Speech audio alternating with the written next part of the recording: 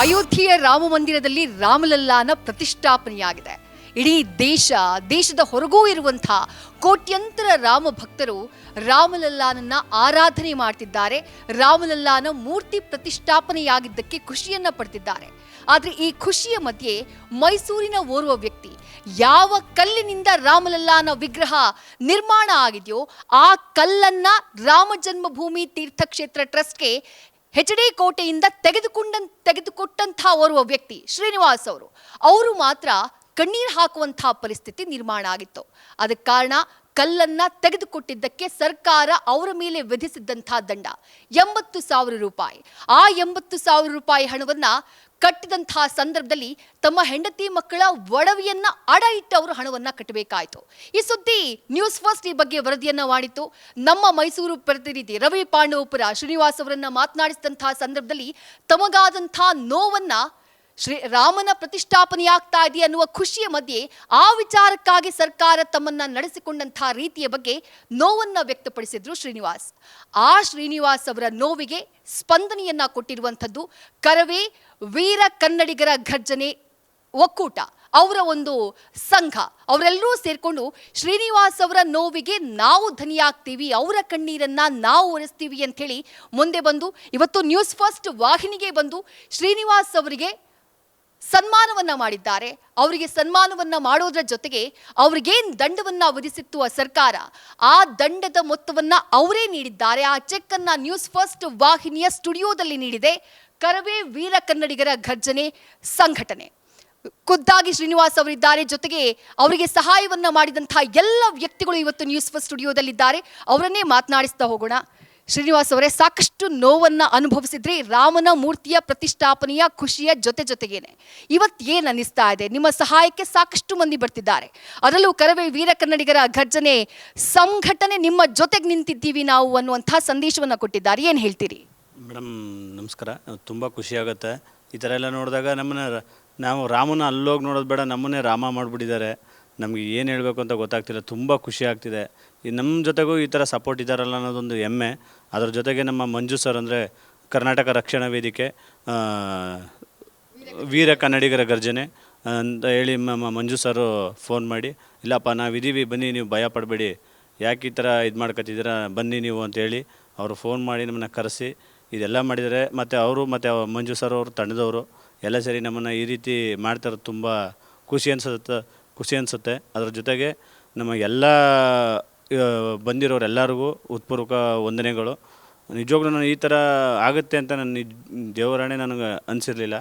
ಅವರು ಮಂಜು ಸರ್ ಮತ್ತು ಅವ್ರ ತಂಡಕ್ಕೆ ಕ್ರೆಡಿಟ್ಸ್ ಇರಬೇಕು ಮೇಡಮ್. ನಮ್ಮ ಕಷ್ಟಕ್ಕೆ ಸ್ಪಂದಿಸಿರೋರು ಮತ್ತು ಮೊದಲನೇ ವ್ಯಕ್ತಿ ಅವರೇ ಮೇಡಮ್. ಕರವೇ ವೀರ ಕನ್ನಡಿಗರ ಘರ್ಜನೆಯ ಸಂಸ್ಥಾಪಕರು ಮಂಜಣ್ಣ ಅವರು ಕೂಡ ನಮ್ಮ ಜೊತೆಗಿದ್ದಾರೆ. ಯಾಕೆ ಅನ್ನಿಸ್ತು ಶ್ರೀನಿವಾಸ್ ಅವರಿಗೆ ಸಹಾಯ ಮಾಡಬೇಕು ಅನ್ನುವಂಥ ಭಾವನೆ ನಿಮ್ಮಲ್ಲಿ ಯಾಕೆ ಬಂತು ಅಂತ ಹೇಳಿ? ಮೇಡಮ್ ನಮಸ್ಕಾರ. ನಾನು ನ್ಯೂಸ್ ಫಸ್ಟಲ್ಲಿ ರವಿ ಪಾಂಡವಪುರ ಅನ್ನೋರು ಒಂದು ವರದಿ ಮಾಡಿದರು. ಅದನ್ನು ನೋಡಿದಾಗ ನನಗೆ ತುಂಬಾ ಖುಷಿ ಜೊತೆಗೆ ಬೇಜಾರು ಆಯಿತು. ಅವರು ಯಾವ ರೀತಿ ಈ ಒಂದು ಕರ್ನಾಟಕ ಸರ್ಕಾರ ಅವ್ರ ಮೇಲೆ ಈ ಗಣಿ ಮತ್ತು ಭೂ ವಿಜ್ಞಾನ ಇಲಾಖೆಯವರು 80,000 ಚಿಲ್ಲರೆ ಅವ್ರಿಗೆ ಫೈನ್ ಹಾಕಿದ್ದಾರೆ. ಅದನ್ನು ಬರ್ಸೋಕ್ಕೆ ಅವ್ರ ವೈಫ್ದು ತಾಳಿ ಎಲ್ಲ ಅಡ ಮಡಗಿ ಕೊಟ್ಟಿದ್ದಾರೆ ಅಂತ ಹೇಳ್ಬಿಟ್ಟು ನನಗೆ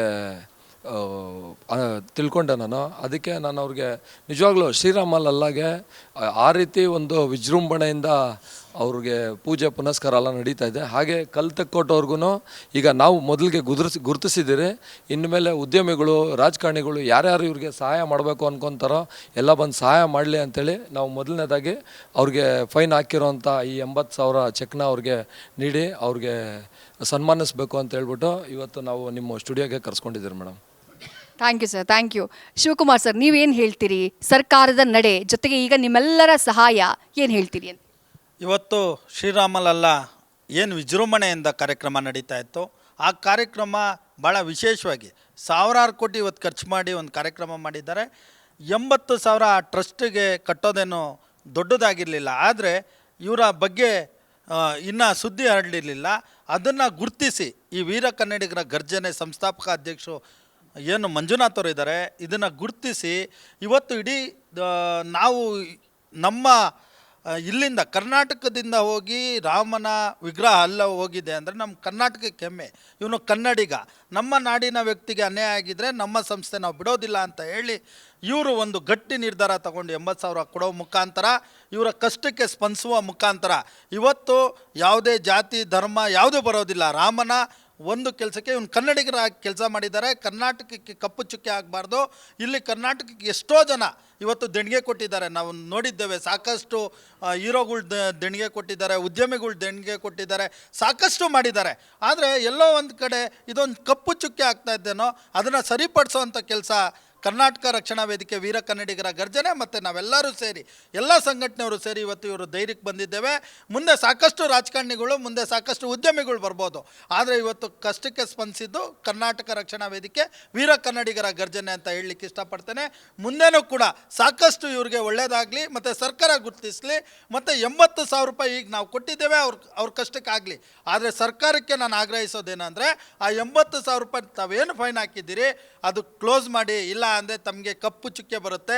ಈ ರಾಜ್ಯದಿಂದ 80,000 ರೂಪಾಯಿಗೆ ಎಲ್ಲೋ ಒಂದು ಕಡೆ ಅವಮಾನ ಆಗುವಂಥದ್ದಾಗುತ್ತೆ. ಅದರಿಂದ ಆ 80,000 ರೂಪಾಯಿನ ಸರ್ಕಾರ ಮನ್ನಾ ಮಾಡಿ ಇವ್ರಿಗೆ ಗುರುತಿಸೋವಂಥ ಕೆಲಸ ಮತ್ತೆ ಆಗಬೇಕು ಅಂತ ಹೇಳಿ ತಮ್ಮ ಮಾಧ್ಯಮದ ಮುಖಾಂತರ ಕೇಳ್ಕೊತೀನಿ. ಶಿವಕುಮಾರ್ ಸರ್ ಹೇಳಿದ ಹಾಗೆ ಯತಿರಾಜ್ ಸರ್, ಸಾಕಷ್ಟು ಜನ ಈಗ ಸಹಾಯ ಮಾಡ್ತೀವಿ ಅಂಥೇಳಿ ರಾಜಕಾರಣಿಗಳು ಕೂಡ ಮಾತು ಕೊಡ್ತಿದ್ದಾರೆ. ಬಟ್ ಮೊದಲನೇದಾಗಿ ಅವರ ಸಹಾಯಕ್ಕೆ, ಅವರ ಕಷ್ಟಕ್ಕೆ ಸ್ಪಂದಿಸಬೇಕು ಅಂತ ಅನಿಸಿದ್ದು ಕರವೇ ವೀರ ಕನ್ನಡಿಗರ ಘರ್ಜನೆ. ಈ ಒಂದು ಒಕ್ಕೂಟಕ್ಕೆ, ಈ ಒಂದು ಸಂಘಟನೆಗೆ, ಈ ಸಂಘಟನೆಯಲ್ಲಿರುವಂಥ ಕನ್ನಡ ಪರ ಹೋರಾಟಗಾರರಿಗೆ ಏನು ಹೇಳ್ತೀರಿ ನೀವು? ಮೇಡಮ್, ಏನು ಹೇಳಬೇಕು ಅಂದರೆ ಪದಗಳಿಲ್ಲ ಮೇಡಮ್. ಯಾಕೆಂದರೆ ಯಾರೂ ಸಹ ಮುಂದೆ ಬಂದಿಲ್ಲ. ಇವತ್ತು ಹೆಣ್ಣು ಕೊಟ್ಟವರು ಕಣ್ಣು ಕೊಟ್ಟ ದೇವರು ಅಂತ ಹೇಳ್ತೀವಿ. ಹಾಗಾಗಿ ಇಡೀ ವಿಶ್ವವೇ ಪೂಜಿಸಂತ ಕಲ್ಲು ಕೊಟ್ಟ ದೇವರು, ಆ ದೇವರಿಗೆ ದೇವರಾಗಕ್ಕೆ ಕಲ್ಲು ಕೊಟ್ಟಂಥ ಈ ನಮ್ಮ ಶ್ರೀನಿವಾಸ ಮೊದಲು ದೇವರಾಗ್ತಾರೆ ಅಂತ ನಾನು ಭಾವಿಸ್ತೀನಿ. ಯಾಕೆಂದರೆ ಇವತ್ತು ಎಲ್ಲೋ ಒಂದು ಕಡೆ ಕೆಲವೊಂದು ದಲಿತ ಮುಖಂಡರುಗಳು, ಹಿಂದೂಗಳೆಲ್ಲ ದಲಿತ ವಿರೋಧಿ, ನಮ್ಮನ್ನು ಅಸ್ಪೃಶ್ಯ ಕಾಣ್ತಾ ಇದ್ದಾರೆ ಅಂತೆಲ್ಲ ಮಾತಾಡ್ತಾರೆ ಕೆಲವೊಂದು ನಾಯಕರುಗಳು. ಅಂಥ ನಾಯಕರುಗಳಿಗೆ ನಾನು ಏನು ಹೇಳ್ತೀನಿ ಅಂದರೆ, ಇವತ್ತು ಇಡೀ ವಿಶ್ವವೇ ಪೂಜಿಸಂಥ ದೇವ್ರನ್ನ ಕೊಟ್ಟಂಥ ಒಬ್ಬ ವ್ಯಕ್ತಿ ದಲಿತ ಅನ್ನೋದನ್ನು ಅರಿಬೇಕು. ಎಲ್ಲೂ ಸಹ ಅಲ್ಲಿ ಜಾತಿ ಬರಲಿಲ್ಲ, ಭೇದ ಬರಲಿಲ್ಲ, ಯಾವ ಕುಲ ಅಂತಲೂ ನೋಡಲಿಲ್ಲ. ಕಲ್ಲು ಒಂದೇ ಕಾಣಿದ್ದು, ಅಲ್ಲಿ ಅವ್ನಿಗೆ ಯಾವ ಕುಲ ಅಂತ ಯಾರೂ ನೋಡಲಿಲ್ಲ. ಇವತ್ತು ದಲಿತ ಅಂದ್ಕೊಂಡಿದ್ರೆ ಹಾಗಾದ್ರೆ ಆ ಕಲ್ಲು ಮುಟ್ಟೋಗೆ ಇರಲಿಲ್ಲ. ಅಂಥ ನಾಯಕರುಗಳು ದಯವಿಟ್ಟು ಇನ್ನಾದ್ರೂ ಹಿಂದೂಗಳು ವಿರೋಧವಾಗಿ ಮಾತಾಡೋಂತಾಗಲಿ, ನಾವು ದಲಿತರು ಅಂತ ನಮ್ಮ ಮನೆಗೆ ನಾವೇ ಲೇಬಲ್ ಅಂಟಿಸ್ಕೊಳ್ಳೋಂಥ ಕೆಲಸ ಬಿಡಬೇಕು. ಈ ದೇಶ ಅಂದರೆ ಹಿಂದೂ ರಾಷ್ಟ್ರದಲ್ಲಿ ಎಲ್ಲರೂ ಒಂದು ಅನ್ನೋ ಮಾತನ್ನು ಹೇಳಕ್ಕೆ ನಾನು ಬಯಸ್ತೀನಿ. ಇವತ್ತು ಇದೇ ಶ್ರೀನಿವಾಸ ಕಣ್ಣಲ್ಲಿ ನೀರಿಟ್ಟಂಥ ಸಂದರ್ಭದಲ್ಲಿ ಯಾವ ದಲಿತ ನಾಯಕ ಬರಲಿಲ್ಲ. ಈತನ ಧ್ವನಿಯಾಗಿ ಪೆನಾಲ್ಟಿ ಹಾಕಿದ್ದೇ ಸರಿ ಅನ್ನೋ ಥರದಲ್ಲಿ ವಿಚಾರವಾಗಿ ಒಂದು ಟ್ರೋಲ್ ಮಾಡಿಕೊಂಡು ಈತನ ಹೀನವಾಗಿ ನೋಡುವಂಥ ಕೆಲಸ, ದಲಿತರೇ ಈತನ ಹೀನವಾಗಿ ನೋಡುವಂಥ ಕೆಲಸ ಮಾಡ್ತಿದ್ರೆ ಹೊರತು ಇವತ್ತು ಯಾರು ಆತನ ಕಷ್ಟಕ್ಕೆ ಬರಲಿಲ್ಲ. ಇವತ್ತು ಯಾವುದೇ ಜಾತಿ ಭೇದ ನೋಡದೆ ಒಂದು ವ್ಯಕ್ತಿಯಾಗಿ ಅಷ್ಟೇ ನಾವು ನೋಡೋದು. ವಿಶ್ವಮತ ಮನುಜಪಥ ಅಂತೇಳಿ ಇವತ್ತು ರಾಷ್ಟ್ರಕವಿ ಕುವೆಂಪು ಏನು ಒಂದು ಸಂದೇಶನ ಕೊಟ್ಟಿದ್ರು, ಆ ಸಂದೇಶದ ಅಡಿಯಲ್ಲಿ ಇವತ್ತು ನಾವೆಲ್ಲರೂ ಸೇರಿ ಇವತ್ತು ಶ್ರೀನಿವಾಸ್ ಪರವಾಗಿ ನಿಂತಿದ್ದೀವಿ. ಏನು ಇವತ್ತು ಕರವೇ ವೀರ ಕನ್ನಡಿಗರ ಗರ್ಜನೆ ವೇದಿಕೆಯ ವತಿಯಿಂದ ಇವತ್ತು ನನ್ನ ಸಹೋದರ ಮಂಜು ಮಾಡುವಂಥ ಕೆಲಸ ಶ್ಲಾಘನೀಯ. ಯಾಕಂದರೆ ಯಾವ ಸರ್ಕಾರ ಆಗಲಿ, ಯಾವುದೇ ಒಂದು ಪಕ್ಷದವರಾಗಲಿ ಈತನಕ್ಕೆ ಸಹಾಯ ಮಾಡಬೇಕಂತ ಮುಂದೆ ಬರಲಿಲ್ಲ. ಇವತ್ತು ಎಲ್ಲ ಮುಂದೆ ಬಂದಿದ್ದಾರೆ. ಇವರು ಎಲ್ಲ ಕಷ್ಟ ಕಲ್ಪನೆಗಳಿಗೆ ನಾವಿರ್ತೀವಿ ಅಂತ ಹೇಳಿ ನಿಮ್ಮ ಮಾಧ್ಯಮದ ಮುಖಾಂತರ ಒಂದು ಆಶ್ವಾಸನ ಕೊಡ್ತೀವಿ ಅಂತ ಹೇಳಿ ನಮ್ಮ ಮಾತು ಮುಗಿಸ್ತೀನಿ. ಹಾಂ, ಹೇಳಿ ಸರ್.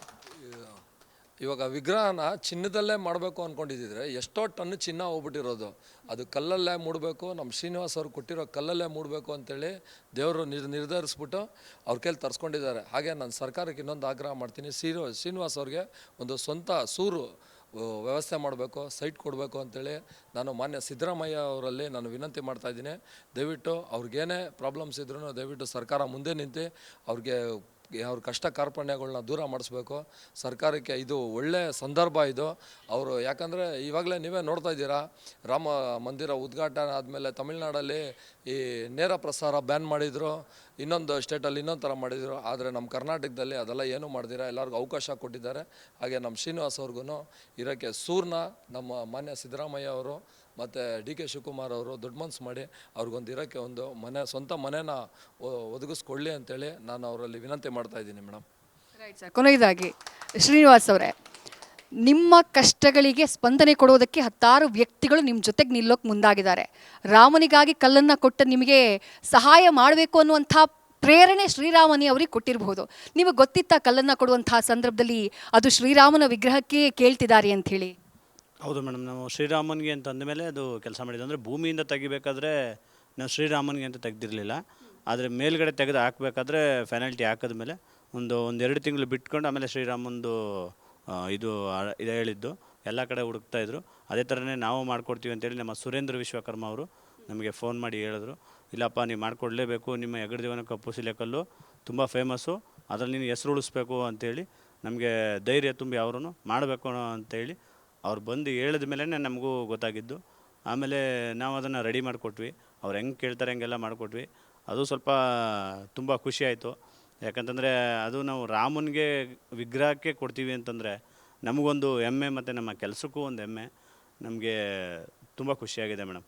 ಅದರದ್ದು ನಮ್ಮ ಎಲ್ಲೋ ಯಾವುದೋ ಜನ್ಮದ ಪುಣ್ಯ ಅದು ಸಿಕ್ಕಿದೆ. ಅದು ನಮಗೆ ಸಂತೋಷ ಅನಿಸುತ್ತೆ madam. Right sir, thank you sir. ಹಾಗೆ ಕರವೇ ವೀರ ಕನ್ನಡಿಗರ ಘರ್ಜನೆ ಈ ಒಕ್ಕೂಟಕ್ಕೂ ಕೂಡ ಈ ಸಂಘಟನೆಗೂ ಕೂಡ ಧನ್ಯವಾದಗಳನ್ನು ಹೇಳೋದಕ್ಕೆ ಇಷ್ಟಪಡ್ತೀನಿ. ಯಾಕಂದರೆ ಅವರ ಕಷ್ಟಕ್ಕೆ ನೀವು ಧನಿಯಾಗಿದ್ದೀರಿ. ಇವಿಷ್ಟು ಈವರೆಗಿನ ಸುದ್ದಿ. ಕ್ಯಾಮರಾ ಪರ್ಸನ್ ಅವಿರಾಜ್ ಜೊತೆ Vedyashri, news first Bengaluru. News first ನಿರ್ಭೀತಿಯಿಂದ ನಿಮ್ಮ ಪರವಾಗಿ.